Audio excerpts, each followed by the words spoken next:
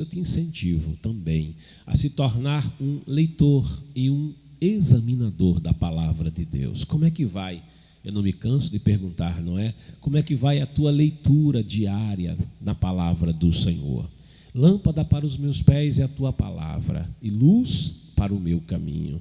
Você precisa lembrar-se que Jesus ele nos instruiu dizendo: errais por não conhecerdes, por não examinardes as Escrituras, porque elas de mim testificam, e cuidais de ter nelas o caminho para a vida eterna. Querido, querida, faça da Bíblia como o alimento. Jesus ele declara lá em Mateus capítulo 4, citando aquilo que está em Deuteronômio capítulo 8, que nem só de pão viverá o homem, mas de toda palavra que sai da boca de Deus. Como é que você faz com o alimento? Pelo menos 3 refeições ao dia. Faça a mesma coisa com a palavra de Deus. Alimente o corpo, não esqueça de alimentar a alma, mas o que alimenta a tua alma é a palavra do Senhor. Então toma a palavra pela manhã, te alimenta com ela, uma porção, um capítulo, faz isso também ali no metade do dia, à noite, também alimente a sua alma. Ao final do ano, você estará bem nutrido pela palavra de Deus e terá percorrido todos os capítulos da Bíblia Sagrada e grande bênção de Deus será sobre a tua vida. Amém? Tome comigo a Bíblia, aqui no livro do Gênesis, capítulo de número 12. Conforme o Senhor, a gente vai fazer assim uma série de reflexões acerca de um tema na vida de Abraão, de Abrão a Abraão. Hoje eu quero meditar com você sobre um homem que ouviu a voz de Deus. Tome comigo Gênesis capítulo de número 12, sob a epígrafe, o chamado e a missão de Abraão. Apenas 3 versículos diz-nos a palavra do Senhor. Então o Senhor veio a Abrão e lhe ordenou: sai da tua terra, da tua parentela, da casa do teu pai, e dirige-te à terra que te indicarei. Eis que farei de ti um grande povo, eu te abençoarei, engrandecerei teu nome, serás tu uma bênção. Abençoarei os que te abençoarem, amaldiçoarei aquele que te amaldiçoar. Por teu intermédio abençoarei todos os povos sobre a face da terra. Podeis sentar, amados, queridos, obrigado. Amados, aqui nós encontramos Deus falando, ordenando a um homem que surge na narrativa do Gênesis, a quem a Bíblia identifica ter o nome de Abrão. Abrão é o nome de um homem cuja tradução mais aproximada é pai da altura. Talvez porque Abrão tivesse uma estatura que o destacava entre o povo da sua terra. Este Abrão, ele é muito peculiar. Hoje, o nome Abraão é conhecido em toda a terra. E você sabe, você que conhece a Bíblia, a palavra de Deus, sabe que Abrão, ele é o pai da fé. O Alcorão fala de Abraão e o chama de amigo de Deus. E o próprio Deus trata Abraão como seu amigo. Mas esse com quem Deus está a falar aqui ainda não é Abraão. Esse com quem Deus fala aqui é Abrão. Abrão, ele vai vivenciar uma jornada, uma grande jornada com Deus. Quando Pedro foi até Jesus, não era então Pedro, era Simão, filho de Jonas. E quando ele é levado até Jesus por André, e Jesus olha para Simão, filho de Jonas, Jesus aponta o dedo para ele e diz: Simão, filho de Jonas, eu te digo, tu és pedra. Oh, aleluia. Jesus estava apontando para Pedro e dizendo para Pedro: você terá uma caminhada comigo e eu vou te dar um novo nome. Deus tinha olhado para Simão Pedro e visto o futuro que ele tinha sonhado para Simão Pedro. Não Simão, filho de Jonas, mas Pedro, o apóstolo, Pedro, o servo do Senhor. Deus, ele também olha para você nessa manhã. Deus, ele também contempla você nesta manhã. E eu te digo, assim como ele olhou para Abraão, assim como olhou para Simão Pedro, assim como um dia olhou para Davi, ele também olha para você. E ele tem para você um futuro glorioso. Ele tem para você um novo nome, um nome que vai ser te dado. É dito que ele nos dará uma pedra, e nesta pedra um novo nome. Aleluia, um futuro glorioso te espera. Deus, ele tem sonhos. O Deus que te deu a vida, o Deus que te formou, como diz o salmista, de uma maneira tremenda. Me formastes, me urdiste, me tramaste no ventre da minha mãe. Esse Deus que te deu vida, que te deu forma, este Deus que sustenta a tua vida, que faz o teu peito inflar, que faz o teu pulmão funcionar, este Deus cujo poder te sustenta, que faz o teu coração bater, e num bater contínuo anuncia no teu peito dizendo: você tem um Criador. Eclesiastes, no capítulo 12, declara: lembra-te do teu Criador. Você tem um Criador, um Deus que te deu a vida e um Deus que te formou. Este Deus que criou os céus, a terra, a lua, as estrelas. Esse Deus de quem diz Jó, ele chama as estrelas pelo nome, ele chama o Órion pelo nome, as Pleiades e todas as estrelas do firmamento, 7 estrelas, escuta a sua voz e todas as estrelas o obedecem, porque grande é o Senhor Criador de todas as coisas. Este Deus, ele olha para este homem que vivia ali em Ur dos Caldeus. No versículo 31 do capítulo anterior, é dito que ele estava em Ur dos Caldeus, vivendo ali no território de Babilônia. Ur dos Caldeus, dos dias de Abrão, fazia parte do território de Babilônia. E eu quero te lembrar sobre Babilônia, ali na Mesopotâmia, cujo nome significa terra entre rios. Se você olhar o mapa mundo de hoje, você vai encontrar ali o território da República do Iraque, ali entre os rios Tigre e Eufrates, rios perenes que ainda fluem naquele território.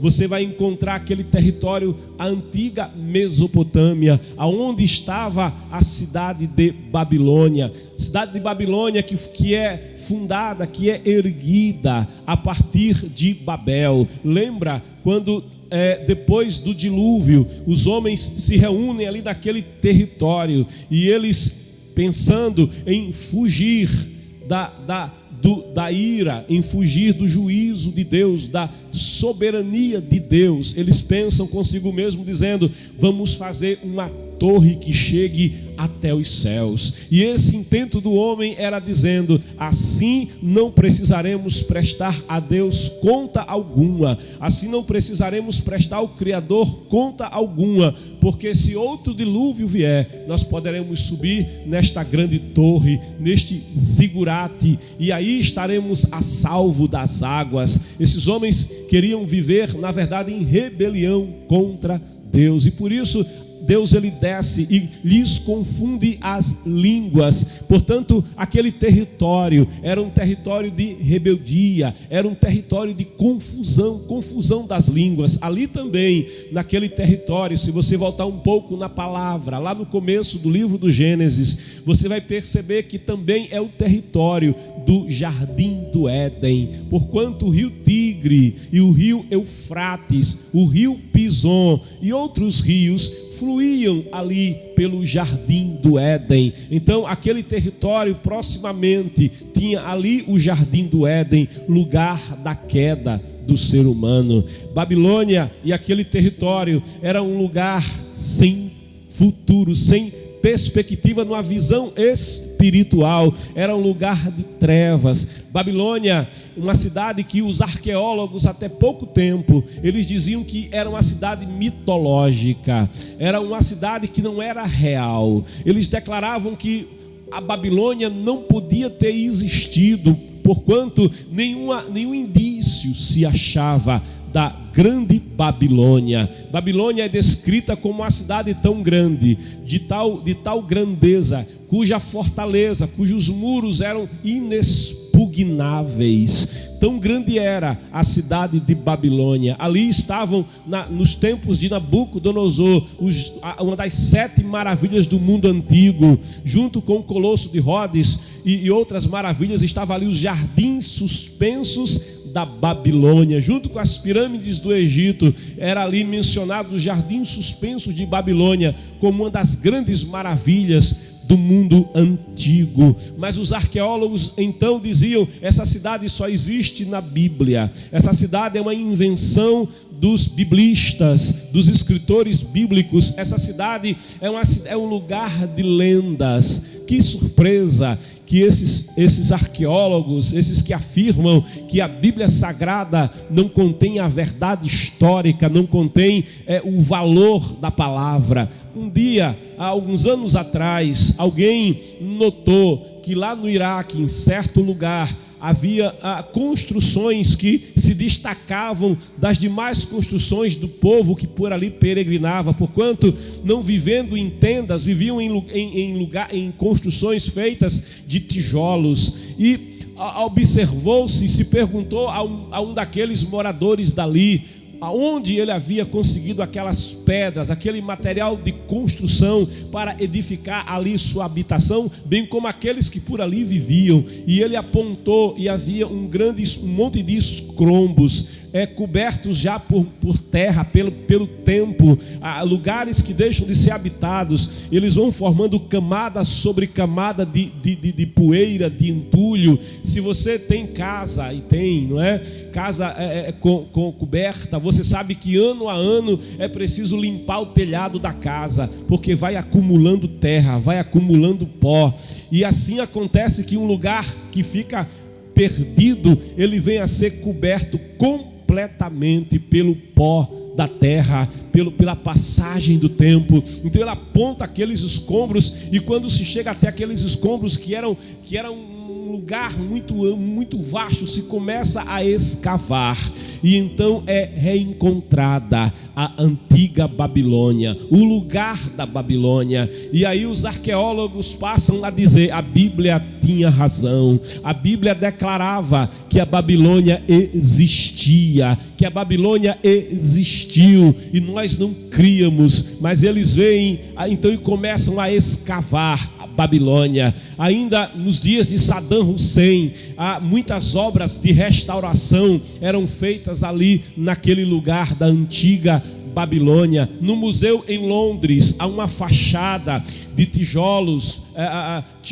cristalizados que representam o antigo portal de entrada da antiga Babilônia, numa declaração ao mundo de que a Bíblia é a verdade, de que a Bíblia é a palavra de Deus. Não é um livro de fábulas, não é um livro de historinhas, não, mas a Bíblia não é um livro de lendas, não, ela é a palavra de Deus aberta, é a boca de Deus que fala comigo, é a boca de Deus que fala contigo, querido. Ali vivendo naquele território de Babilônia, dizem que Babilônia, ela tinha uma área quadrada de 60 quilômetros de lado. O muro de Babilônia, as muralhas que cercavam Babilônia, que tinha o rio que passava no meio da cidade. É dito que aquela cidade era tão vasta e havia ali uma via principal no meio de Babilônia, onde era possível atravessar Babilônia de um lado a outro. Aquela grande avenida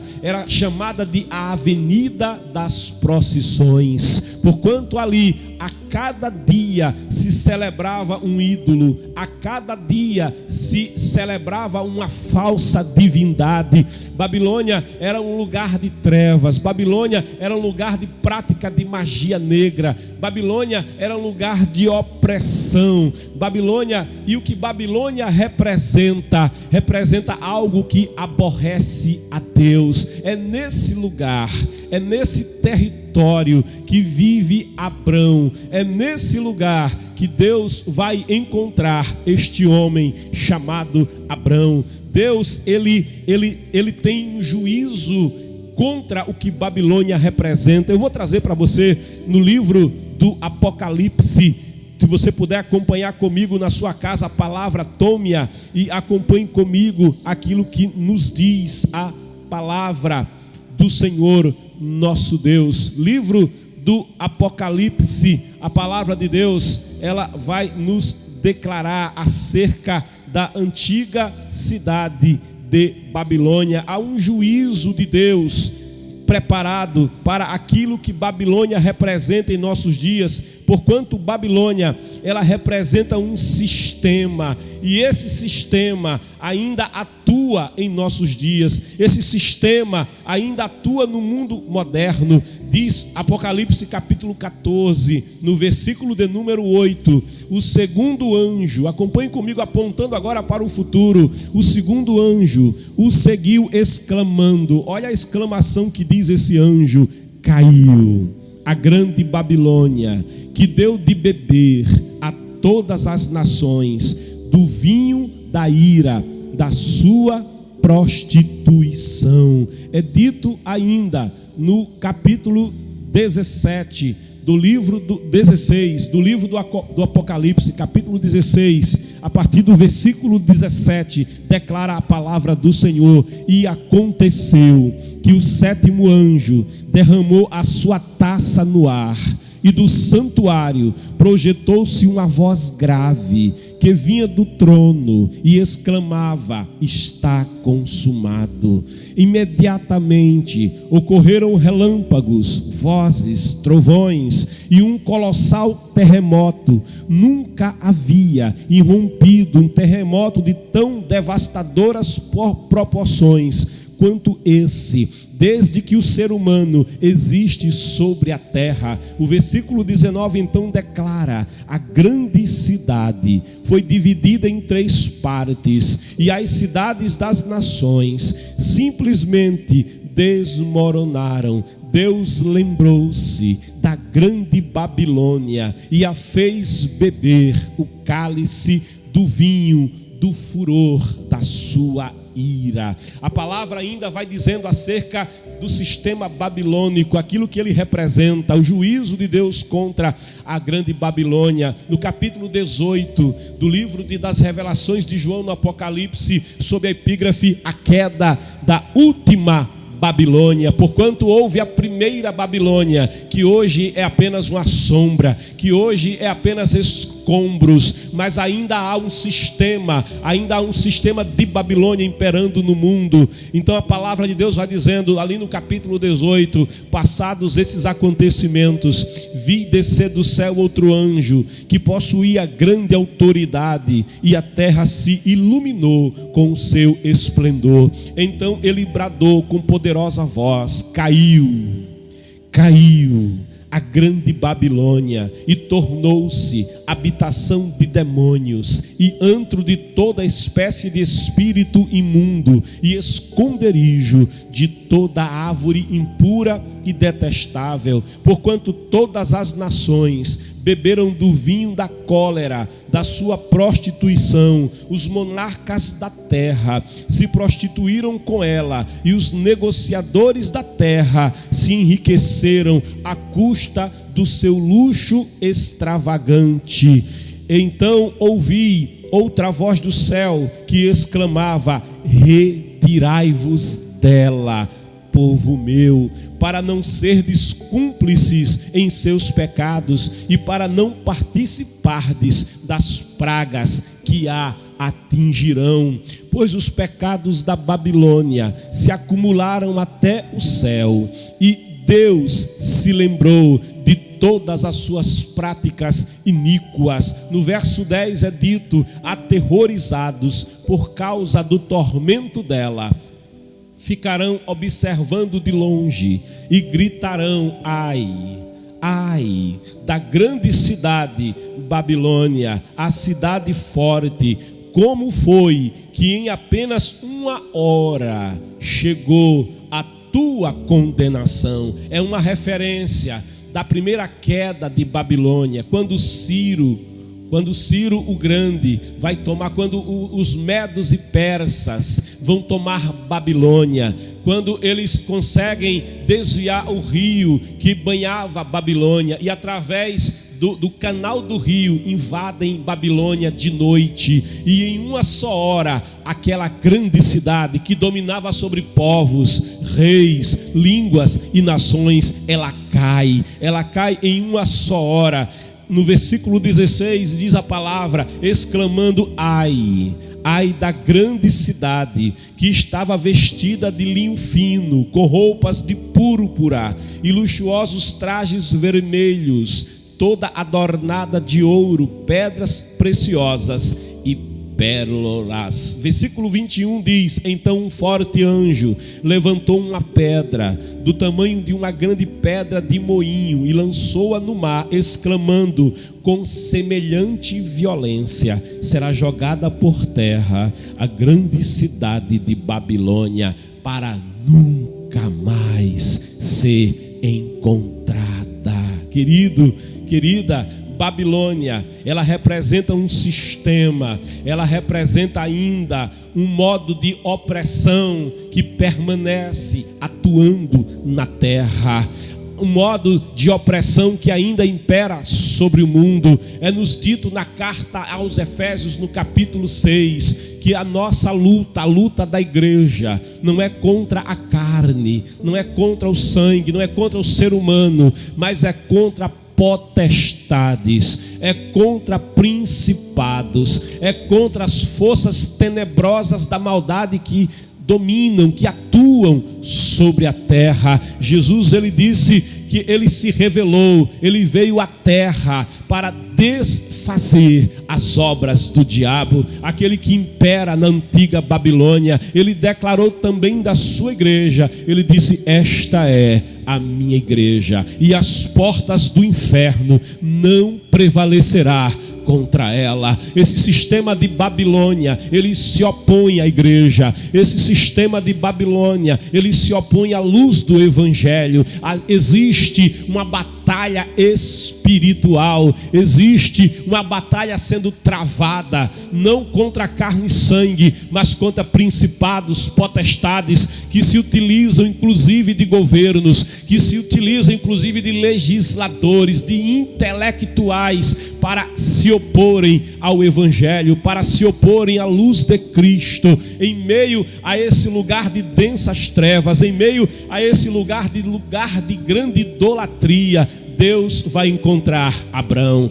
Olha, assim como você é encontrado por Deus nesta hora, você que está também neste mundo, como diz a palavra, jaz no maligno, este mundo onde Satanás e os demônios atuam, tirando o entendimento das pessoas, cegando, diz a palavra, o entendimento do ser humano, para que não lhes resplandeça a luz de Cristo, turvando o seu entendimento. Este mundo onde há pessoas oprimidas pelas trevas, presas pelos vícios, encarceradas espiritualmente, a elas foi prometida paz e amor. Me lembro que o movimento hippie, quando começou nos anos 60, ele prometia ali um Woodstock, paz e amor, mas aqueles que foram em busca de paz encontraram trevas, encontraram opressão. Aqueles que foram em busca de amor mergulharam no ódio, perderam a família, ficaram presos nos vícios, e muitos hoje estão encarcerados por drogas. Gerações foram perdidas porque alguém dizia: nós temos a verdadeira liberdade, mas o que Satanás oferece como liberdade é prisão. Ele disse ao homem e à mulher lá no Éden: olha, os olhos de vocês vai se abrir. Na verdade, os olhos se fecharam, porque o homem, quando caiu na queda, ele mergulhou em trevas. Foi dito ao homem: você será como Deus. Coitado do homem, ele caiu e a cada respiração ele passou a morrer, porque o homem é pó e ao pó ele passou a tornar. Quanta gente em casa presa com medo da morte. O homem no Éden não temia a morte, mas depois que ele foi envolvido pelo sistema de Babilônia, ele passou a ter medo até da própria sombra. Quantas pessoas aterrorizadas nesta pandemia, vivendo com terror. E que terror é esse? É o terror daquele soldado, daquele que vai à guerra, que vê bomba de um lado, bomba do outro. Muitos soldados voltam da guerra traumatizados, não conseguem dormir, não conseguem ter paz. Eles sofrem de um trauma profundo, porquanto a guerra, tudo quanto a guerra traz é a insegurança, e o terrível terror da morte faz uma tal destruição na mente e no coração de um soldado, que ele fica com medo da morte, com medo até de sair de casa. Uma pessoa, quando passa por um trauma de violência, quando ela passa, por exemplo, por um assalto, é comum que ela passe dias olhando para a esquerda e para a direita, com medo até da própria sombra, porquanto fica traumatizada. Em meio a esse sistema que traumatiza, que oprime, que tira a paz, que deixa o homem sem perspectiva de futuro, eu quero te dizer que os olhos do Senhor, eles contemplam a terra, e Ele busca a tua vida, Ele busca a tua alma. Jesus, Ele diz: eu vim para que tenham vida e a tenham em abundância. E Ele declara para o homem que está neste mundo de trevas: eu sou o caminho, eu sou a verdade e eu sou a vida. Ninguém vem ao Pai senão por mim. Vivendo em Babilônia estava Abrão. Abrão tinha uma família. Ele era filho de um homem chamado Terá. Ele tinha um irmão, ele era um primogênito de Terá. Ele tinha um irmão chamado Naor, e ele também tinha um irmão mais novo, e esse irmão mais novo era o Arã. Mas vivendo em meio a uma família que também é identificada ali em Josué, no capítulo 24, verso 2, é dito que Terá era um idólatra, que a família de Abraão vivia mergulhada também na prática da idolatria, adorando ídolos, adorando demônios. E é falado, inclusive a tradição hebraica, a tradição judaica, ela narra uma história, e eu quero trazer ao teu conhecimento. Não é registrado na Bíblia, mas é apenas a tradição. A tradição diz que Terá, vivendo em Babilônia, ele tinha um ateliê onde ele produzia ídolos, e ele vivia do comércio de ídolos. As pessoas iam até Terá e compravam ídolos, e ele dizia ali no seu ateliê, ele dizia: esse ídolo aqui é poderoso, esse ídolo aqui vai resolver o teu problema, esse ídolo aqui vai te dar salvação e redenção, vai te dar vitória sobre essa enfermidade, vai te dar vitória sobre os teus inimigos. E as pessoas iam a Terá para adquirir os seus ídolos. E um dia conta-se que Abrão, ele via o pai trabalhar no ateliê, tomava o barro e fazia aqueles ídolos, e fazia aquelas carrancas a quem as pessoas procuravam, diante de quem se prostravam. E Abrão, mesmo vivendo em uma família, não tendo uma Bíblia, não tendo uma igreja, não tendo um pastor para lhe ensinar a palavra, é dito que Abrão, ele fazia várias perguntas em seu coração,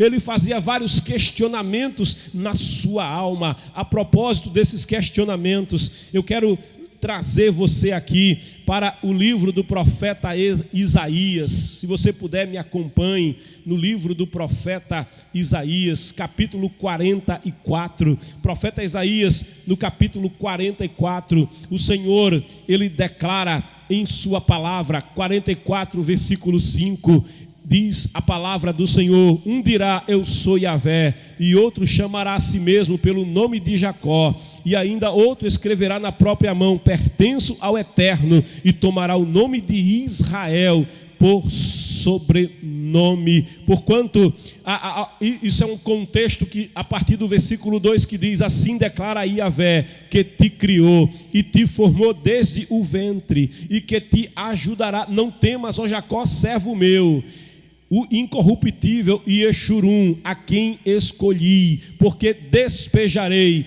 água sobre o sedento e torrentes sobre a terra seca. Derramarei o meu espírito sobre a tua posteridade e a minha bênção sobre a tua descendência. É uma promessa que Deus está consolidando em Jacó, que ele vai fazer a Abrão na Babilônia. O verdadeiro Deus vai se revelar para Abrão. Abrão já questionava aquele sistema de adoração a falsas divindades. A partir do versículo 6, acompanhe comigo o que diz a palavra do Senhor. Assim diz Yahvé o Senhor, o Rei de Israel: eu sou seu Redentor, o Eterno dos exércitos. Eu sou o primeiro, eu sou o último, além de mim não há Deus. Versículo 7: quem então é como eu, que clamei, que anuncie, que o declare na minha presença, desde que estabeleci um povo eterno? Diga a ele o que se passa e revele o que deve acontecer. Só Deus sabe o que vai acontecer. Versículo 8: não vos apavoreis, não temeis, não vos dei a conhecer há muito tempo e não o declarei eu. Vós sois as minhas testemunhas. Porventura, olha a pergunta que o profeta faz por inspiração do Espírito Santo: porventura existe um Deus fora de mim?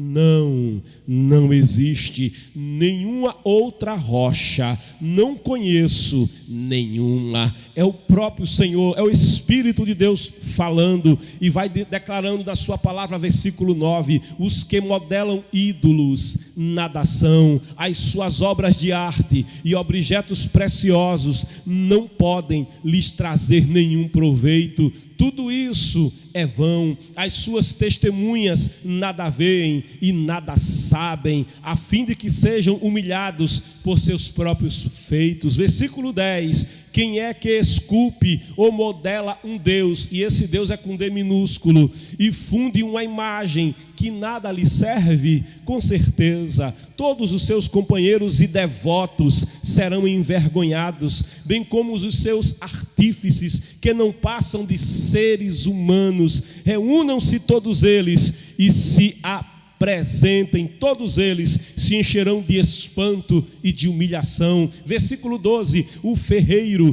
toma uma ferramenta, escuta só, e trabalha com ela nas brasas, modela com arte um ídolo mediante hábeis marteladas, forja-o com o poder do seu próprio braço. Ele sente fome e perde a força, passa sede e desfalece. O artífice em madeira estende o cordel e com o lápis esboça uma imagem, alisa-a, complaina, marca com o compasso e faz a semelhança e beleza de um homem que possa morar em uma casa. Versículo 14: um homem corta para si cedros, toma um cipreste ou um carvalho, fazendo escolha entre as árvores do bosque, planta um pinheiro e a chuva o faz crescer. Tais árvores servem ao homem para queimar, com parte de sua madeira se aquenta e coze o pão, e também faz um Deus com D minúsculo, e se prostra diante dele, esculpe uma imagem e se ajoelha diante dela. Ele queima a metade da madeira no fogo, e com isso prepara a carne para comer, faz um assado e dele se farta, depois se aquece e exclama: já me aqueci, já experimentei o calor e de tudo quanto essa madeira poderia me oferecer. Então com o resto faz um deusinho, um Deus com D minúsculo, para si, uma imagem de escultura, ajoelha-se diante dela, prostra-se e dirige-lhe suas súplicas em oração. E olha a oração que o idólatra faz: ó, salva-me, pois tu és o meu Deus, meu Deusinho, Deus com D minúsculo. Eles nada sabem, nem entendem, porque os seus olhos são incapazes de ver e os seus corações não conseguem compreender. Nenhum deles tem conhecimento ou inteligência para dizer: metade desta madeira usei simplesmente para fazer o fogo com o qual assei pão sobre as suas brasas, assei também carne, e assim matei minha fome. Ora, poderia eu fazer algo abominável com o que restou da madeira? Ele se alimenta de cinza, o seu coração iludido o desvia do bom caminho, de maneira que não pode livrar a sua alma, nem consegue confessar: isto que está em minhas mãos não é Deus coisa alguma. E por fim, veja que esses questionamentos estavam no coração de Abrão, daquele Abrão ali em Babilônia. No capítulo 115, veja comigo o Salmo 115, o que declara o Salmo 115, diz: não a nós, Senhor, nenhuma glória a nós, mas sim ao teu nome, pois por teu amor e por tua fidelidade. Por que questionam as nações? Onde está o seu Deus? Nosso Deus está nos céus. Isso era perguntado ao povo de Deus isolados no cativeiro: onde está o teu Deus? Porque o Deus de Israel não era carregado nas costas, o Deus de Israel não era colocado em nichos. Assim perguntavam aqueles que os prendiam: onde está o teu Deus? Eles não viam Deus de Israel. E a resposta do salmista no verso 3 é: nosso Deus está nos céus, tudo que deseja Ele tem o poder de realizar. Os ídolos deles são prata e ouro, obras de mãos humanas, como diz Isaías 44. E o versículo 5 diz: tem boca. Parece uma ironia do Espírito de Deus inspirando o escritor sagrado. Tem boca, mas não são capazes de falar. Sabe, Deus ele através do seu Espírito, Ele usa de ironia para que o homem acorde para a verdade. Tem boca, mas não são capazes de falar. Tem olhos, mas não podem ver.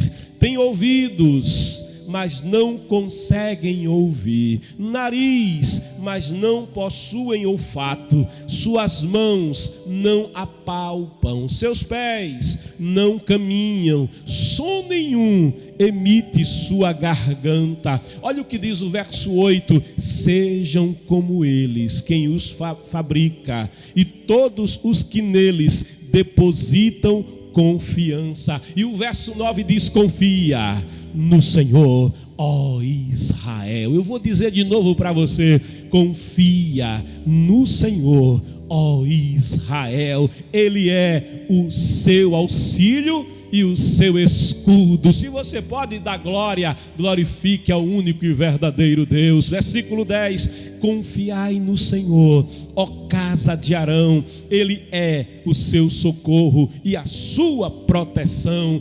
Vós que temeis o Senhor, confiai no Senhor, Ele é o seu amparo e segurança. O Senhor lembra-se de nós, Ele nos abençoará, derramará suas bênçãos sobre os israelitas, abençoará seus sacerdotes. Ele abençoa os que o temem, o Senhor, tanto pequenos quanto grandes. Deus Todo-Poderoso, o Deus vivo. Este Deus, Ele contemplava aquela idolatria que havia em Babilônia. Ele contemplava aquelas densas trevas, ignorância tremenda espiritual que havia ali em Babilônia. Mas Ele encontra um homem que olha e diz assim: se existe Deus, não pode ser a lua, porque os babilônicos adoravam a lua. E ele dizia: se existe Deus, não pode ser a lua, porque certamente Deus é maior do que a lua. Ele olhava para aqueles que adoravam o sol, porquanto o sol também era objeto de adoração em Babilônia. E ele dizia: se existe Deus, os egípcios também adoram o sol, adoravam o sol. Inclusive declaravam que Faraó era a encarnação do Deus Ra, ou seja, a encarnação do sol. Então eles declaravam, dizendo que o sol era Deus, mas Abrão olhava e, questionando no seu coração, ele dizia: realmente o sol tem um grande resplendor, ele aquece a terra, as plantações precisam da sua luz, precisam do seu calor, o sol aquece, mas se existe Deus, ele não deve ser o sol, mas ele deve ser maior que o sol, maior que a lua, maior que o mar, maior do que os montes, maior do que a tempestade, maior do que o vento, maior, se existe um Deus, ele deve ser maior do que todas as coisas, porque ele é o Senhor e ele é o Criador de todas as coisas.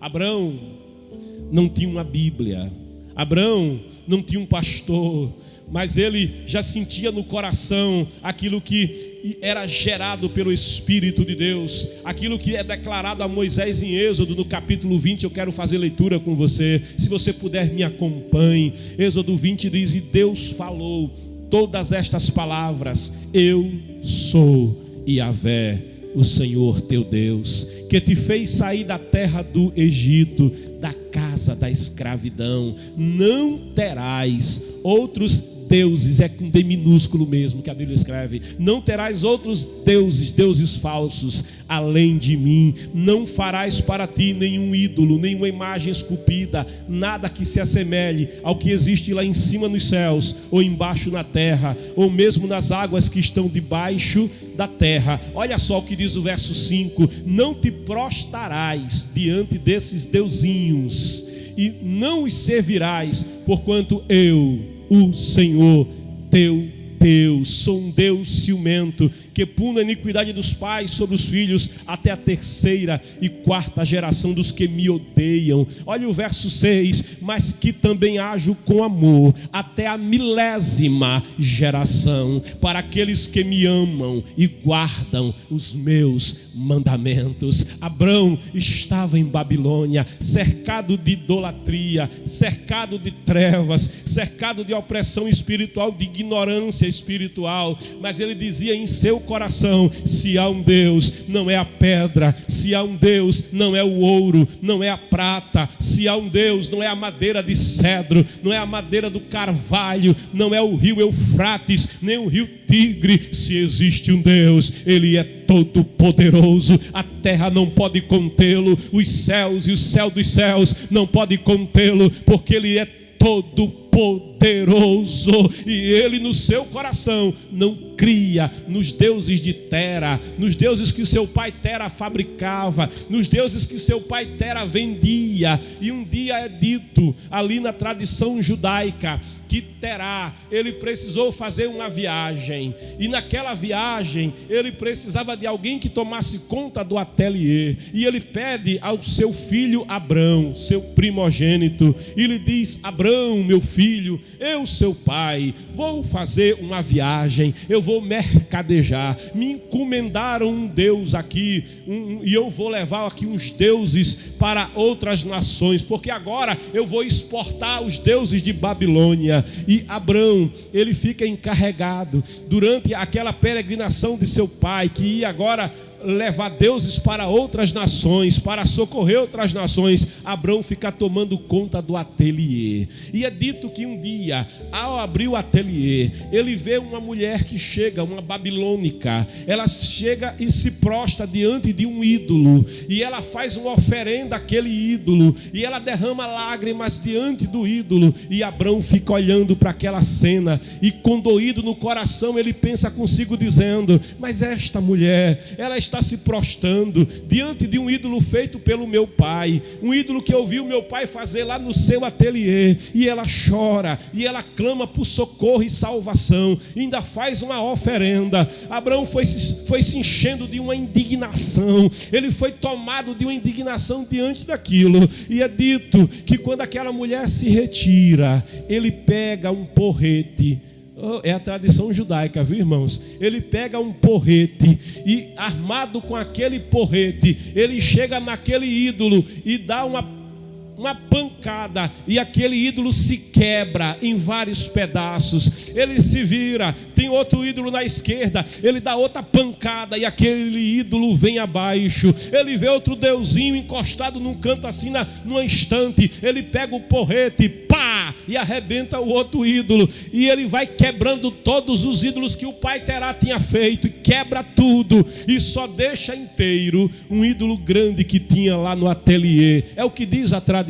Aí ele pega aquele porrete e encosta naquele ídolo e fica esperando o pai voltar. E quando o pai chega de viagem e encontra Abrão, e encontra aquela, numa expressão bem nordestina, aquela desgraceira, quebrou tudo. Ele encontra aquela bagunça no ateliê, aquele monte de caco de um lado, a Astarote foi quebrada, está toda arrebentada, Baal foi quebrado, está toda, Moloque todo quebrado, e ele procura os deuses e está tudo quebrado. Aí ele procura o Deus El, todo arrebentado, quebrado só os pedaços. Aí ele olha e ele volta-se para Abrão e diz: Abrão, o que foi que você fez? Aí Abrão diz: eu não fiz nada, meu pai. Abrão, você quebrou os ídolos que eu fiz, Abrão? Não, meu pai, fui eu que quebrei, não. Aí o pai diz: Abrão, o que é que aconteceu aqui? Alguém entrou aqui e quebrou os meus ídolos, Abrão, os meus deuses? Aí Abrão diz: não, meu pai. Olha, meu pai, eu vou lhe contar o que aconteceu. Conte. Ele diz: está vendo aquele ali? Era aquele ídolo bem grande. Está vendo aquele ali? Olha, uma mulher veio aqui e fez uma oferenda àquele que ficava bem ali, ó. Aquele que ficava bem ali, ó. E quando ela terminou a oferenda, aquele grandão ali disse para o pequenininho, disse: olha, essa oferenda dá para mim, eu quero essa oferenda, você é pequeno e eu sou grande. Aí o pequeno disse: eu sou pequeno, mas eu não perco para você. Aí ele disse: eu vou lhe mostrar quem é que manda aqui. Aí pegou aquele porrete ali encostado nele, pegou aquele porrete e quebrou o pequenininho, e ficou com raiva e quebrou tudinho que tinha aqui. Aí Tera olhou para o filho, isso é a tradição judaica que diz, e disse: meu filho, você está pensando que eu sou tolo? Meu filho, você está querendo me enganar? Como é que você me diz que essa estátua, ela fez alguma coisa, essa mão pegou nesse porrete e esse pé andou? Eu fiz esse ídolo, meu filho. Você não foi esse ídolo, não pode fazer nada disso, meu filho. Foi você que fez, você quer me enganar? Aí Abrão olhou nos olhos do pai Terá e disse: agora sim, meu pai, eu vejo verdade na sua boca. Agora sim, meu pai, você fala a verdade. Esses deuses que você fabrica não podem socorrer. Esses deuses que você fabrica não podem salvar. Esses deuses que você fabrica nada podem fazer por ninguém. Porque se existe um Deus, meu pai Terá, não é o Deus que você cria, é o Deus que te criou, é o Deus que me criou, é o Deus que criou o sol, criou a lua, criou as estrelas. Ele criou todas as coisas. Ele é tão grande que ele não cabe na terra. Ele é tão grande que o céu não pode contê-lo. Ele é tão grande, tão poderoso, e eu tenho desejo de conhecê-lo. Eu tenho desejo de conhecê-lo, mas eu não o conheço. Sabe, um dia, quando morre Arã, irmão mais novo de Abraão, eu não sei se Terá ficou com remorso da morte do filho mais novo em Babilônia.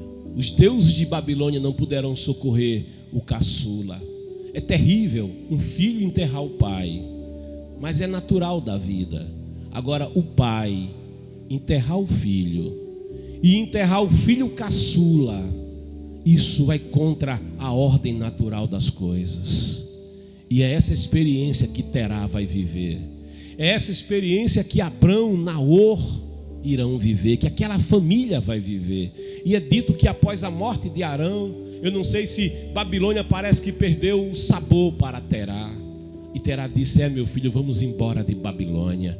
E é dito aqui no capítulo 11 que eles tomam a direção de Canaã. Canaã, que seria o lugar onde Deus iria plantar futuramente a semente de Israel. Eles tomam a direção de Canaã, mas no meio do caminho eles param. no meio de caminho. Abrão, que não tinha projeto próprio, que seguia o pai, ele vai, e Abrão já não era jovem não, Abrão já estava com 70 anos, 75 anos, mais ou menos aí nessa viagem. E eles ficam ali um tempo vivendo ali em Harã. E vivendo em Harã, porque Terá desistiu de descer até Canaã, ele vai ficando no meio do caminho. Ele desiste da visão que inicialmente teve. Ele podia ter descido para Canaã, e certamente Deus que tinha uma visão para a família de Terá, Deus que tinha uma visão para a família daquele homem, que certamente, se ele tivesse descido a Canaã, uma grande promessa Deus teria feito na sua vida. Se ele tivesse deixado completamente o território de Babilônia, mas ele não deixou. É como ele ficou no meio do caminho, talvez na dúvida, talvez pensando, mas será que os deuses de Babilônia não podem, não fazem, não são? Não sei se por dúvida, mas é dito que ele não desce até Canaã. Eu penso que se Terá tivesse descido a Canaã, como era a sua intenção inicial, eu não diria Deus de Abraão, Deus de Isaac e Jacó, eu diria Deus de Terá, Deus de Abraão, Deus de Isaac e Deus de Jacó. Mas ele vai ficando no meio do caminho, e no meio do caminho ele morre. E agora Abrão, novamente, ele está de luto, novamente ele enterra, e agora não é o irmão, ele enterra o pai, mas ele agora livre, agora daquele comando do pai, do controle do pai que tinha sobre o clã, ele vai ouvir uma voz.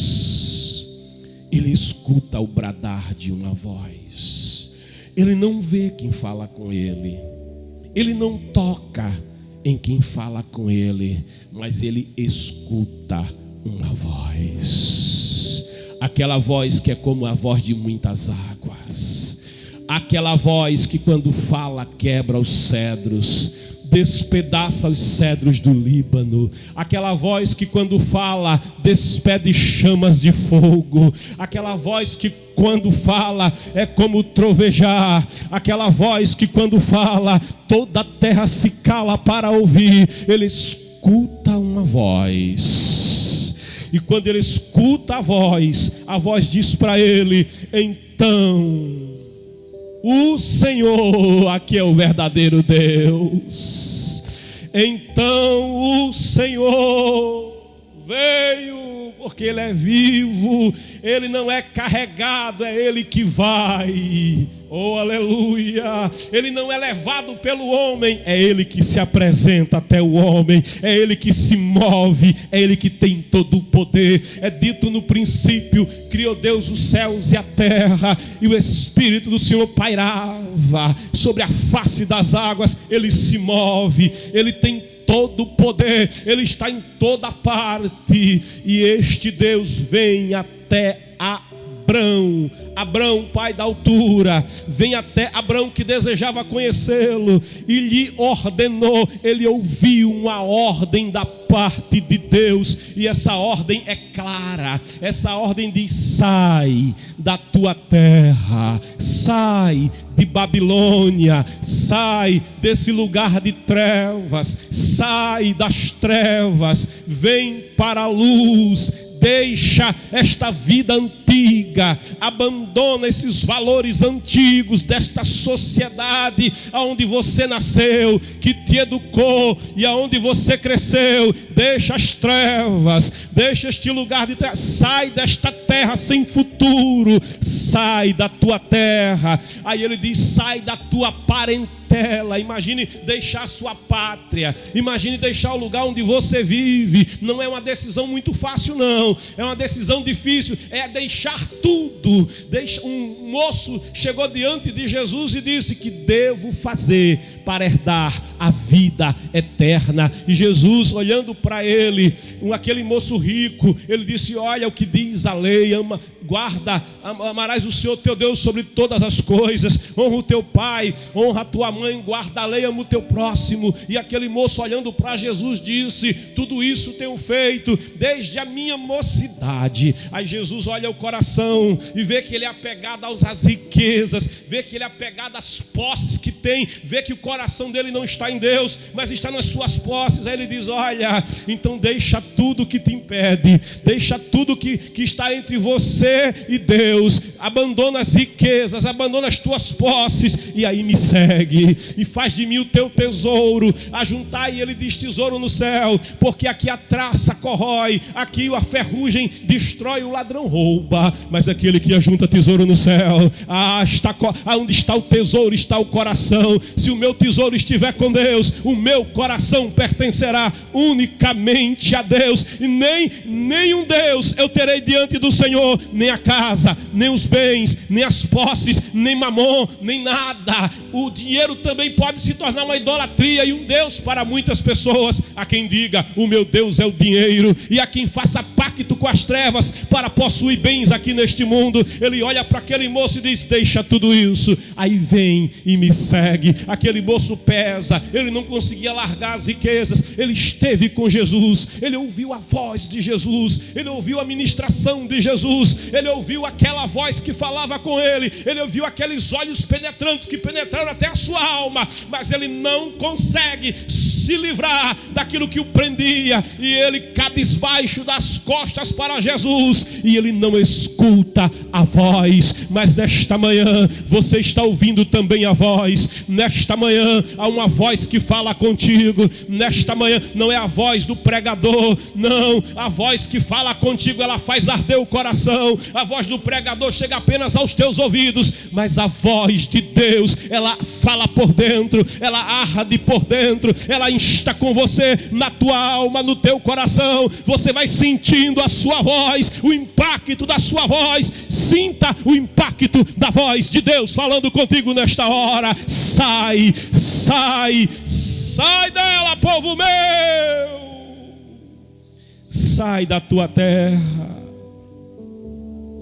da tua parentela, do meio da idolatria, do pecado. Sai, mas é a minha mãe, é o meu irmão. Se eu for ser crente, vão me colocar de casa para fora. Já aconteceu e acontece. Se eu for crente, vão ficar mal de mim. Se eu for crente, a tradição dos meus pais, a tradição dos meus avós. Aí Jesus diz: quem não deixar pai e mãe e irmãos por amor de mim, não é digno de mim.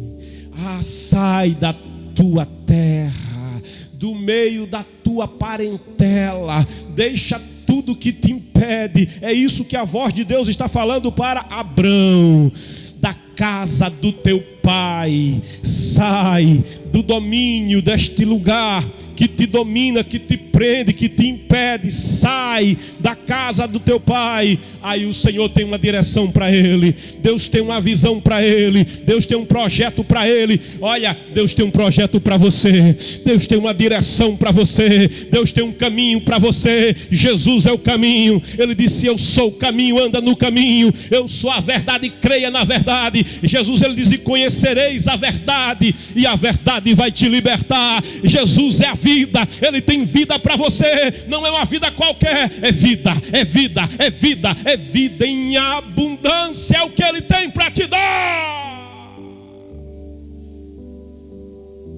Sai da casa do teu pai, dirige-te à terra, a terra que te indicarei. Ele guia, ele conduz, ele guia o homem. Entrega, diz o salmista, o teu caminho ao Senhor. Aí diz a palavra: confia nele.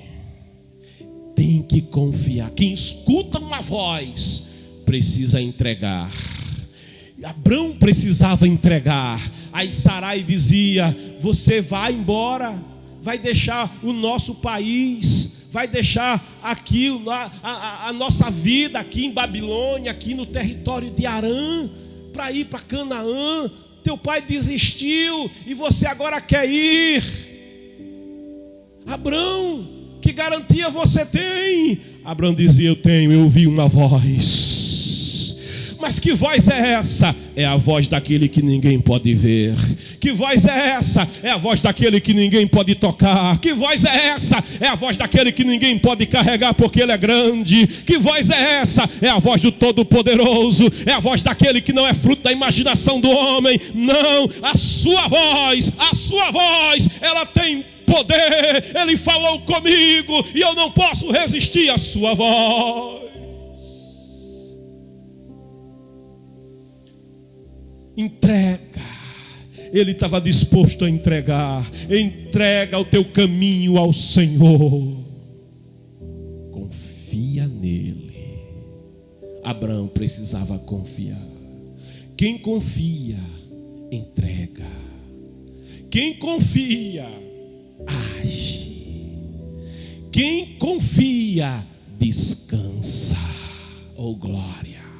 Estarei contigo todos os dias, ele disse. Descansa no Senhor, anda com o Senhor. Oh aleluia. Abraão precisava fazer uma travessia, sair de Babilônia e ir até o território de Canaã.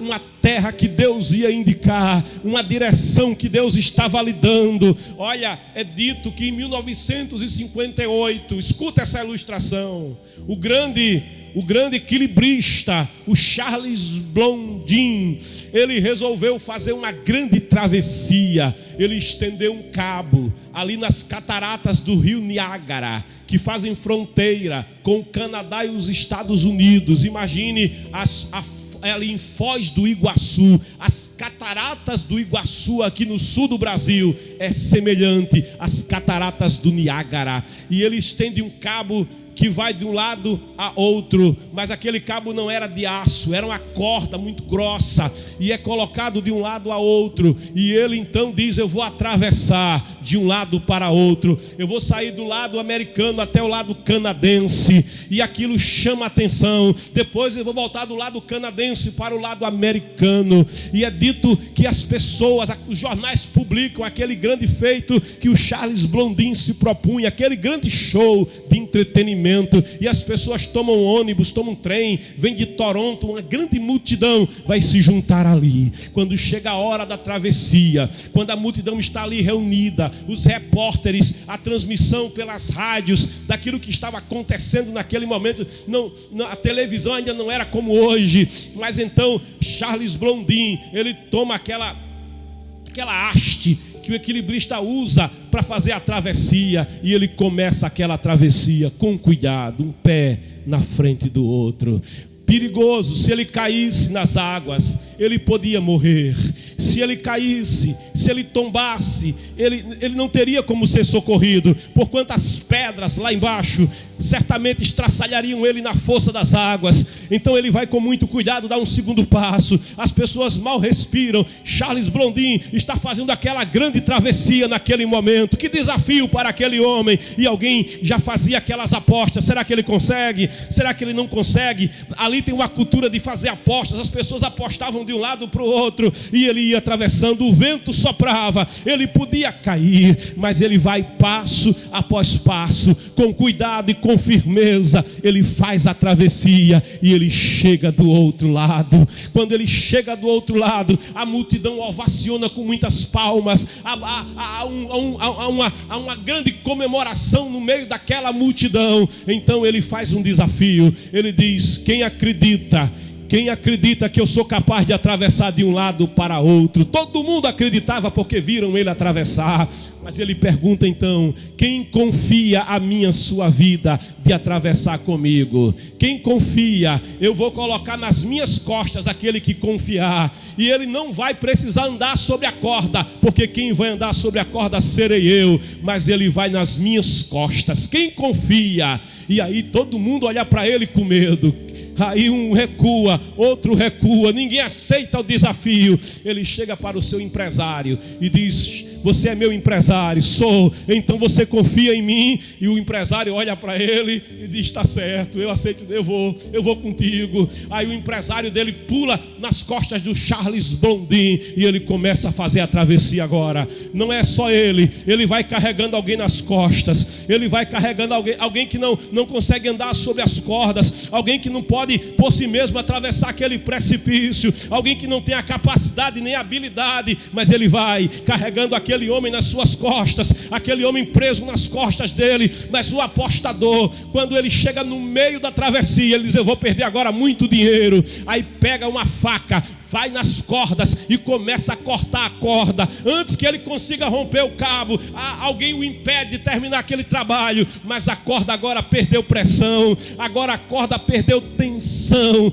e a corda começa a balançar. O Charles Blondin não consegue mais segurar e controlar a corda com aquele homem nas suas costas. Então ele diz para aquele homem: desce das minhas costas. E o empresário disse: se eu descer eu morro. Ele diz: desce, confia em mim. Você confiou a mim a sua vida, confia novamente no meio da travessia. E ele desce no meio do caminho, das costas de Blondin, coloca os pés na corda. Aí o Charles diz para ele: querido, é o seguinte, se eu balançar para a esquerda, balança para a esquerda. Se eu balançar para a direita, balança para a direita. Se eu der um passo para frente, dê um passo para frente. Se eu der outro passo para frente, dá outro passo para frente. Segura nas minhas costas, eu vou na frente e você vai atrás, e a gente vai vencer o desafio dessa grande travessia. Aquele homem desce, coloca as mãos nas costas do Blondin, e o Blondin vai dando um passo, outro passo e mais outro passo, e aquele homem agarrado nas costas do Blondin, sem olhar para baixo, sem olhar para o lado, apenas olhando para as costas,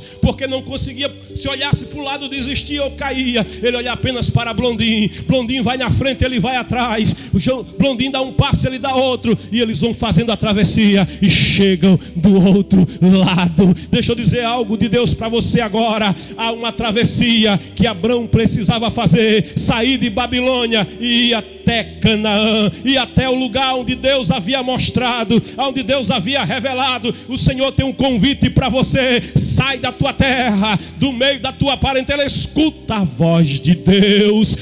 Sai da idolatria, sai do pecado, sai da escravidão deste mundo, sai do engano deste mundo. Deixa o vício, deixa a prostituição, deixa a idolatria, deixa a falsa religião e vem, sai dela, povo meu. Mas para fazer a travessia tem que confiar. Para fazer a travessia tem que entregar, tem que confiar. Entrega o teu caminho ao Senhor. Confia nele. Ele te carrega nas costas se precisar. E quando você estiver mais capaz, ele vai dizer: desce das costas. Quando você pensar que está tudo acabado no meio do caminho, porque é no meio do caminho que fica difícil, não dá mais para voltar, porque a distância de seguir é a mesma. No meio do caminho, os discípulos estavam no meio do mar, não dava mais para voltar, a tempestade era grande, o medo da morte era grande, o perigo da morte era grande, do naufrágio era grande, não dava para voltar. Mas Jesus, ele vem caminhando até o mar. Jesus está presente na travessia. Jesus, ele chega da travessia. Oh, glória a Deus. Jesus está nesta tua travessia. Jesus está neste caminho. Ele te convocou, ele te chamou. Não te deixarei, não te abandonarei, diz o Senhor. Eu tenho o teu nome escrito nas palmas das minhas mãos. Se eu ministro sobre a tua vida aquilo que o Espírito me manda ministrar, ele manda te dizer: confia. Confia, entrega e confia, porque ele trabalha, ele cuida nessa travessia para a eternidade. Ele vai contigo, não te deixarei, eis que estou convosco todos os dias, diz o Senhor. Abraão escuta a voz, deixa a pátria, deixa a parentela, deixa a casa do Pai e dirige-se ao lugar onde Deus mandou.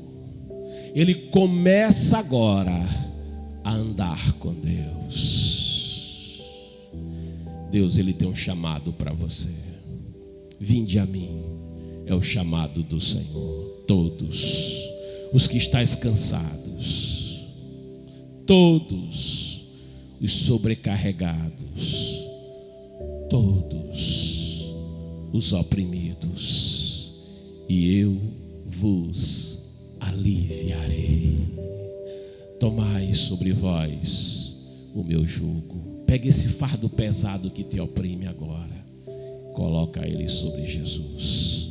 A palavra diz: lança sobre ele toda a tua ansiedade, porque ele tem cuidado de você. Coloca o fardo sobre ele. Ele diz: toma o meu jugo, porque o meu jugo é suave e o meu fardo é leve. Ele te convida para andar com ele. Toma o caminho para o céu nesta hora. Escuta a voz de Deus e faz como Abraão. Abraão aceitou a proposta. Abraão aceitou o projeto da vida eterna. Abraão aceitou o projeto da salvação, de deixar a falsa religião para adorar o verdadeiro Deus, de deixar as trevas para andar na luz, porque Deus diz 1 João, nele não há treva alguma, mas se andarmos na luz, como ele na luz está, temos comunhão uns com os outros, e o sangue de Jesus, que foi vertido na cruz do Calvário, ele purifica, eita glória, de todo o pecado. O prostituto é purificado, o homossexual é purificado, o traficante é purificado, a lésbica é purificada, o homem de bem também é purificado. Ele purifica de todo o pecado, ele purifica da mentira, da falsidade, ele purifica do engano, ele purifica da bebedice, ele purifica, todo pecado ele purifica. Se confessarmos os nossos pecados, está escrito, ele é fiel e justo. É dito que a sua ira dura um instante só. Se confessarmos os nossos pecados, ele é fiel e justo para nos perdoar os pecados e nos purificar de toda injustiça. Abraão, escuta a voz, escuta esta voz nesta manhã, e olha a indicação de Deus. A indicação de Deus é Jesus. Ele disse: eu sou a porta, quem entrar por mim entrará e será salvo. Entra pela porta chamada Jesus. Esta é a porta da vida, esta é a porta das ovelhas, esta é a porta da salvação. E aí Deus faz promessas a Abraão: eis que farei de ti um grande povo. Abraão, que tinha uma mulher estéril, porque é dito no verso 30 do capítulo 11: entretanto Sarai era estéril. Era, porque Deus muda, aleluia. Vão dizer, ele era viciado, oh glória. Vão dizer, ele era perdido. Vão dizer de você, ele era sem futuro, ele era sem perspectiva. Sarai era estéril, porque ele é o Deus da vida, e ele muda a história, ele muda a biografia, ele transforma a situação, ele muda o coração, ele muda o homem interior, ele faz nascer de novo. Para Deus não há causa perdida. Só há causa perdida se não for constituída na mão dele. Mas se você constituí-lo, a primeira pessoa já constituiu Jesus como seu Senhor nessa manhã. O céu já começou uma festa. Tem uma festa acontecendo no céu agora. Os anjos de Deus estão dando glória a Deus nas alturas, paz na terra aos homens que ele ama, aos homens por ele amados, aqueles com quem ele fala e que dão ouvidos à sua voz. Escuta a voz do Espírito de Deus falando com você nessa manhã. Vão dizer, você era perdido, oh glória, aleluia. Você era, porque quando a gente encontra com Jesus, a gente era, mas passou a ser filho de Deus, herdeiro do céu, co-herdeiro com Cristo. O nome vai ser escrito no livro da vida do Cordeiro, e tu terás vida e vida em abundância. Esses grilhões que te prendem, te liberta agora em nome de Jesus. Essas amarras que te amarram, em nome de Jesus, sejam soltas. Venha Cristo, sai de Babilônia. Venha Cristo, sai de Babilônia. Ele tem Canaã celeste para você. Ele tem Canaã celeste para você. Ele quer te fazer nação eleita, povo adquirido, sacerdócio real. Olha, o carcereiro de Filipos perguntou a Paulo: o que devo fazer para ser salvo? O que devo fazer para sair de Babilônia? Aí Paulo olha no olho dele, juntamente com Silas, e lhe diz: crê, confia no Senhor Jesus, confia no Senhor Jesus, será salvo tu e a tua casa. Olha, a salvação não é só para você, a salvação vai alcançar você. Você vai ser o primeiro, mas depois, através da tua vida, Ele vai salvar a tua vida, Ele vai salvar a tua família, Ele vai salvando a tua parentela. Vai ter mudança na tua casa, vai ter mudança na tua história. A promessa: farei de ti um grande povo, eu te abençoarei. Você sabe o que essa palavra significa? Eu te autorizo a prosperar. Mas está uma crise tão grande, Kennedy, mas Deus autoriza: eu te abençoarei. O abençoado é aquele que recebe de Deus ordem, autorização para prosperar. Aí tudo tem que trabalhar para abençoar aquele a quem Deus ordena. Eu te abençoarei. Eu vou te tirar da maldição. Antes maldito por causa do pecado, maldito por causa da idolatria, maldito por causa do vício. Mas em Jesus Cristo, bendito por causa de Cristo, bendito porque foi purificado, bendito porque teu nome é escrito no livro da vida, bendito porque foi regenerado. Eu te abençoarei, engrandecerei o teu nome. Deus vai mudar o teu nome na sociedade, vai mudar o teu nome no lugar onde você trabalha. Oh glória! Oh irmão, você que me escuta, lembra quem você era? Quem é que você é em Cristo hoje? Faz a comparação e glorifica a Deus. Engrandecerei o teu nome.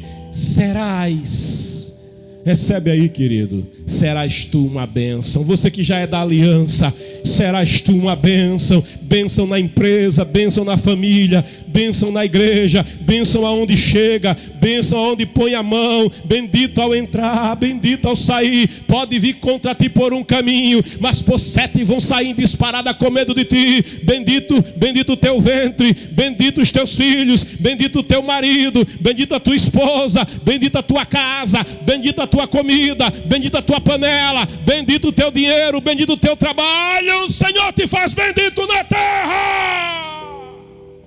E por tua causa Ele abençoa a empresa, Ele abençoa a família, Ele abençoa quem está à tua volta, porque você é uma bênção. Serás tu uma bênção. Abençoarei os que te abençoarem. Feliz de quem te abençoar. Oh Kennedy, feliz de quem te abençoar.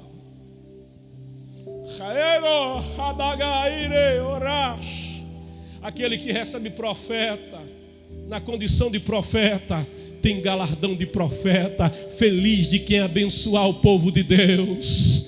Eita glória, porque é abençoado. Feliz do patrão que, sendo incrédulo, diz: eu vou dar emprego a esse crente porque ele é crente. Oh glória.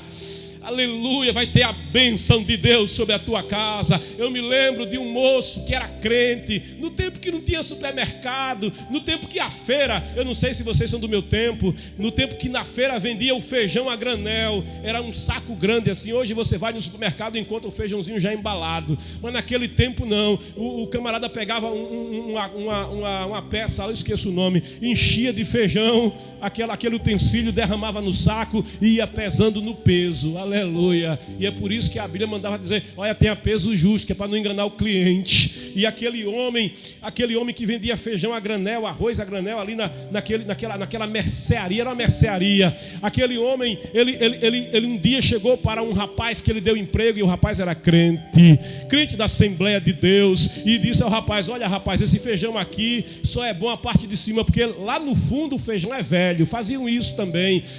Você olhava o feijão de cima, colocava no dente assim, tão molinho, mas se você empurrasse a mão e pegasse lá do fundo, era duro feito pedra. E aquele homem faz isso e diz ao rapaz: não fale para ninguém que o feijão de baixo não presta. Se perguntarem, diga que é bom. Aí o moço estava lá e dizia: agora eu sou crente, eu sou uma bênção, eu ando com Ele, eu conheço Ele, eu pertenço a Ele, eu sirvo a Ele, Ele é o Pai da verdade, o inimigo é o pai da mentira, eu não sirvo ao pai da mentira. E ficou preocupado, e chegou uma senhora e disse: menino, coloca aqui 1 quilo desse feijão. Aí ele: sim, senhora. Aí pegou a concha, como ele era crente, foi bem rasinho para pegar o bom, né?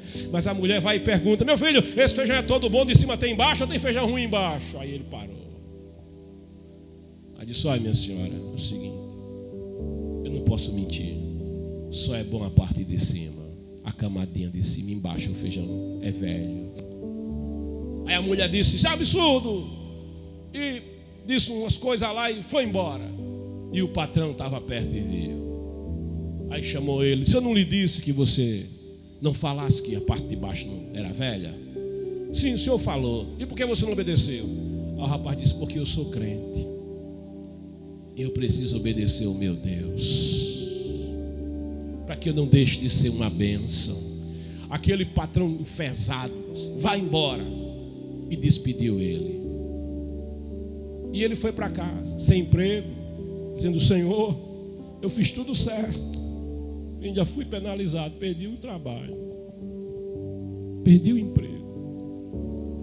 Sabe, passou uns dias, houve um desfalque naquela mercearia daquela empresa, meteram a mão no caixa, e o patrão, quando viu o desfalque, descobriu que a caixa dele roubava, e muito, com força, despediu ela.